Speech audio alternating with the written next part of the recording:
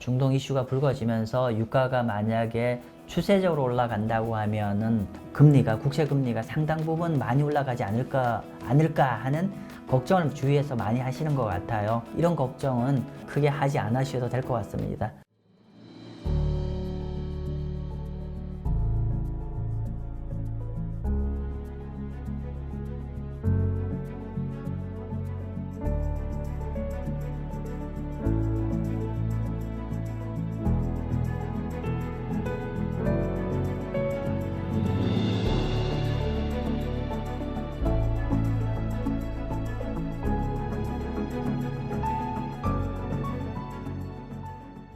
네, 안녕하세요. 마경원입니다. 오늘은 제가 유가 전망 좀 말씀 좀 드리고자 합니다.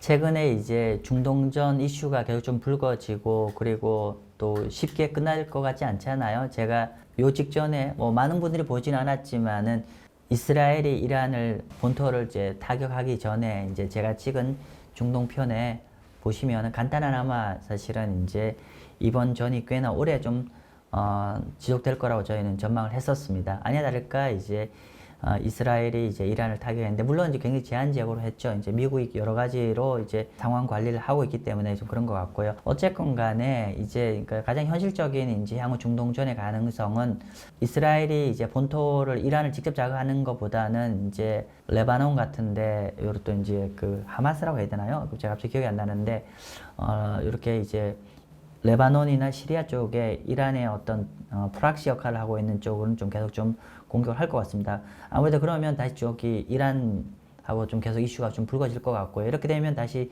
유가 중동 이슈가 계속 텐션이 계속 유지될 것 같은데 오늘 제가 이걸 촬영하게 된 거는 이유는 뭐냐면은 이제 아무래도 중동 이슈가 계속 좀 불거지면은 이제 많은 분들이 걱정하는 게 뭐냐면 다시 유가가 좀 자극이 될 것이고 유가가 또 자극이 된다고 하면은 이제 인플레이션 우려가 좀 많이 커질 것 같습니다. 최근에 이제 금리가 특히 미국 국채 금리가 연초에 3.8에서 4.6까지 10년 국채 금리가 올라왔고 그 영향으로 한국 국채 금리도 이제 3.1 정도, 3.1 내지 3.2에서 3.6까지 올라왔죠.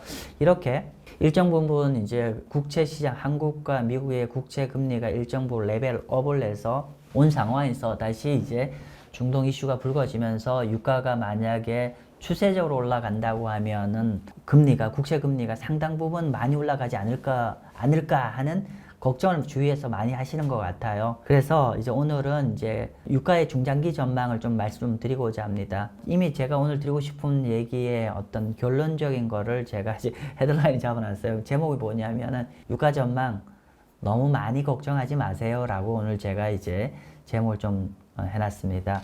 자, 그러면 왜 제가 유가가 중동전이 불거진다고 하더라도 그러니까 예를 들면 좀 세게 딱 붙는다라고 하다. 물론 이제 세게 딱 붙으면은 일시적으로 유가가 이제 좀 스파이크가 딱 하겠지만은 결론부터 말씀드리면 중장기적으로 추세적으로 유가가 고공행진하기는 어려울 거다라고 저는 판단하고 있습니다. 그렇게 보는 이유는 크게 한 세 가지입니다. 물론 이제 오늘 제가 설명드린 자료는 제 개인적인 견해가 아니라 글로벌 전 세계에서 가장 큰 독립 리서치 회사인 BCA 레포트를 제가 기반해서 좀 설명을 드린 자료라는 걸 먼저 말씀드리고 시작하도록 하겠습니다. 그러면 왜 유가가 중장기적으로 추세적으로 크게 올라가지는 않을 거다.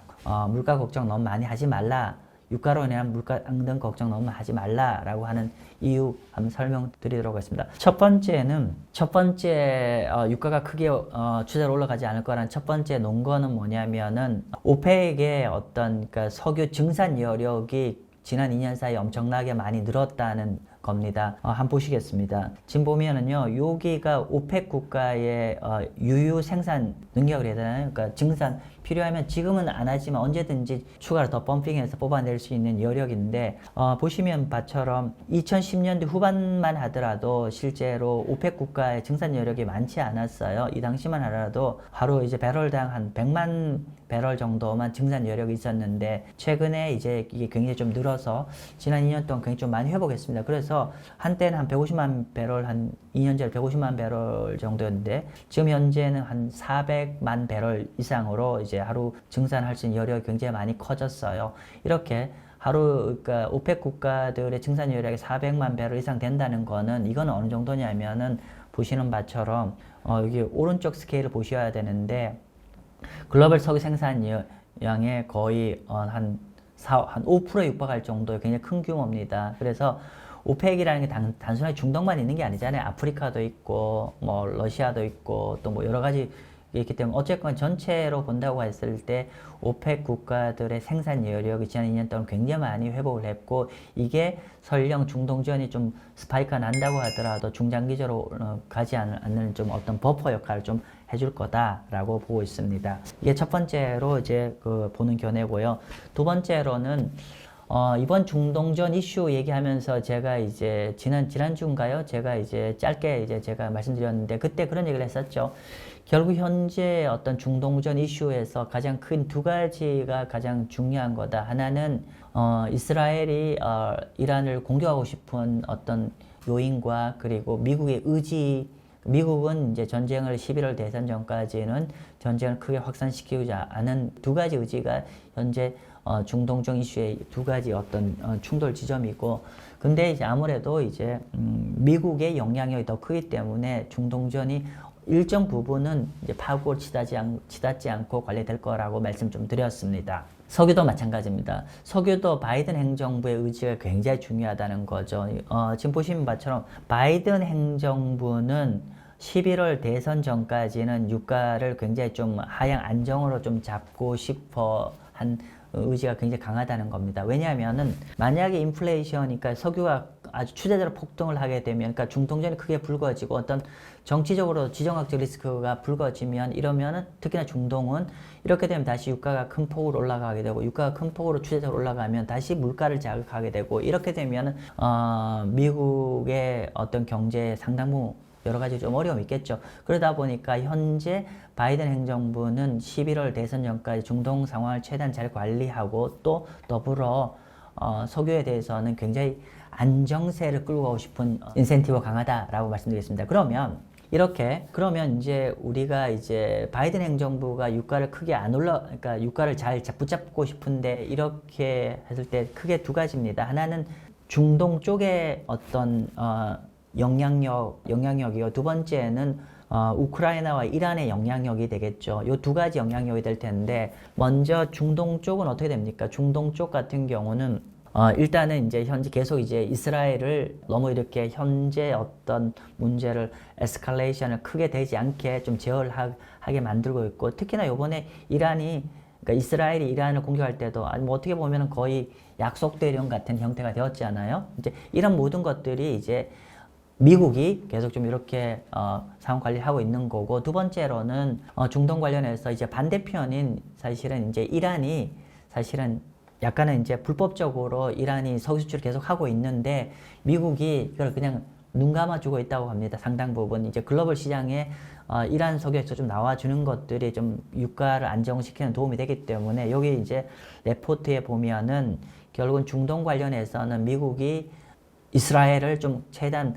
워워시키는 거와, 두 번째 이란 쪽에 어떤 불법 석유 수출을 상당 부분 눈 감아주면서 석유 시장 안정화하는 정책을 좀 하고자 하는 의도를 보여주고 있고요. 두 번째로는 러시아, 우크라이나 쪽인데요. 러시아, 우크라이나 같은 경우는 실제로 미국 정부가 우크라이나가 드론으로 이제 러시아의 석유 시설을 공격을 많이 하려고 하는데, 그러니까 이런 부분들이 사실 지난 이번 주에도 그 우크라이나가 드론으로 이제 러시아의 석유 시설을 공격을 좀 했었는데, 어쨌건 간에 이제 미국은 우크라이나한테 그러니까 드론으로 이제 러시아의 석유 시설을 공격을 못하게 계속 이제 우크라이나를 경고를 하고 있어요. 그 부분은 그렇게 하지 말라고 경고를 하고 있는 거고, 석유 시설이 만약 크게 피해를 보게 되면 아무래도 국제 유가가 자극을 받게 되겠죠. 그래서 아무튼 최대한 이제 요 러시아 우크라이나 전쟁에서도 이제 러시아 석유가 크게 너무 훼손이 되지 않게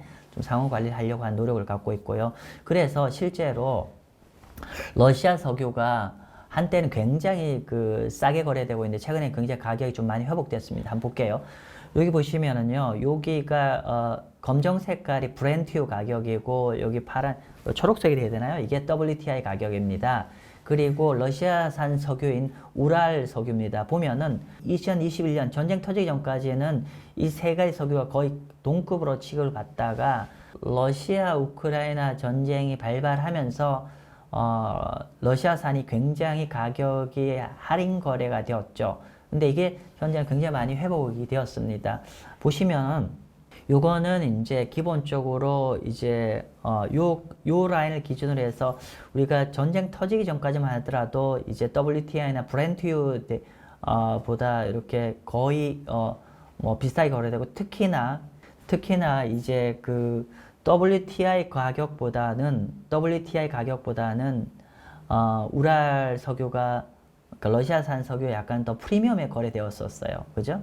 그래서 정리를 하면 이 차트는 어떤 하는 차트는 뭐냐면 이 가운데를 기준으로 해서 위로 갈수록 상대적으로 러시아산 석유가 굉장히 디스카운트가 많이 되어 거래된다는 뜻이고 아래로 갈수록 프리미엄 거래가 된다는 얘기인데 아까 말씀드린 대로 전쟁이 초기에 불거졌을 때는 한때 러시아산 석유가 WTI나 브렌트보다도 거의 한 35% 정도 할인 거래가 좀 되었습니다. 그런데 미국이 어느 정도 이제 글로벌 유가 부분에서 이제 러시아에선 석유 시설이 이런 것들에 대해서 좀 훼손이 안 되게 좀 조정을 하다 보니까 현재 러시아산 석유가 브렌트 대비해서 한 10% 정도로 할인이 되는 수준을 굉장히 많이 회복했죠. 그래서 결론은 이 모든 것들이 바이든 행정부의 의지라는 거죠. 바이든 행정부가 유가를 크게 올리지 않기 위해서 중동 쪽의 상황도 계속 관리를 하고 있고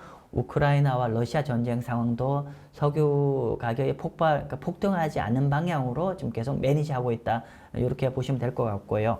세 번째 부분은 어떻게 보면 제일 중요한 것 같아요. 추세적인 경우는. 그러니까 유가가 과거만큼 엄청나게 폭등하진 않아요. 설령 중동전이 크게 불거진다고 하더라도 추세적으로 크게 중장기적으로는 올라가지 않을 것 같다고 보는 가장 견해 중에 세 번째인데 이게 아마 가장 중요한 견해인 것 같습니다. 뭐냐면은 현재 석유에 대체가 되는 에너지들이 종류가 굉장히 많아지고 있고 또 이 석유의 대체 에너지 가격이 너무 현재 싸다는 거예요. 즉 옛날에는 오로지 석유만 의존하다 보니까 석유에 문제가 발생하면은 굉장히 그러니까 유가 막 가격이나 이게 다 폭등할 수밖에 없잖아요. 왜냐면 이게 온리 유일한 솔루션이었는데 지금은 이거 말고도 굉장히 많은 대안적인 어떤 에너지원들이 존재한다 그 뜻입니다. 그러면 크게는 두 가지가 있죠. 첫 번째는 우리가 석유의 대안이라고 하면은 이제 에너지의 대안은 뭐였죠? 우리가 클린 에너지, 그러니까 풍력이 있고 태양광 있고 이런 거잖아요. 그러니까 이 클린 에너지가 지난 몇 년간 굉장히 캐패시티, 그러니까 뭐라 하나 이렇게 용량이라 해야 되나요? 그러니까 태양광이라든지 풍력이라든지 이런 것들에 대해서 에너지를 얻는 시설들이 굉장히 많이 현재 증설이 되고 있고 앞으로 더 늘어날 거잖아요. 그래서 이쪽만 보더라도 에너지가 옛날에는 이제 석유에 의존했는데 이제 이 부분이 상당 부분 클린 에너지란 대체 에너지 쪽에서 굉장히 생산 늦고 이거 아마 추세 더 늘을 것 같아요. 그래서 이런 부분이 있을 것이고 두 번째로는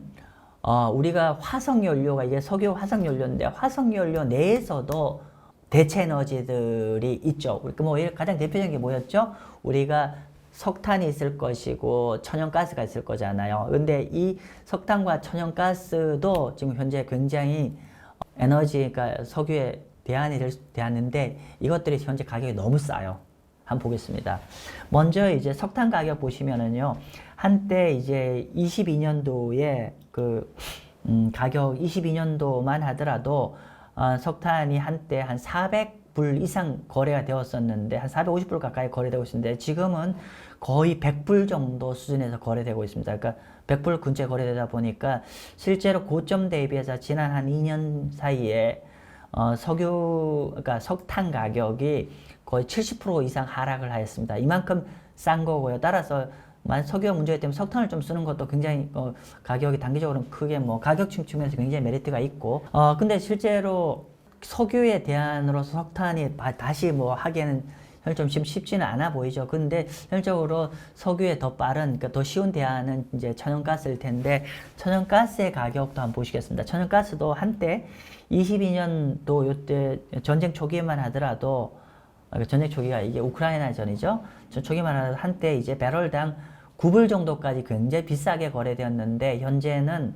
거의 1불에 거래되고 있습니다. 그러니까 거의 여기 영문 표현이 있는데 gas price are near rock 바텀 레벨, 즉 거의 완전히 바닥 레벨만큼으로 가격이 천연가스, 미국의 천연가스가 엄청나게 지금 싸게 거래되고 있다. 이게 특히 저희가 미국 물가 많이 걱정하잖아요. 그죠? 미국 물가 많이 걱정하는데, 이렇게, 미국의 천연가스 가격이 한때 구불했던 게 거의 이제 바닥에 거래되고 있다.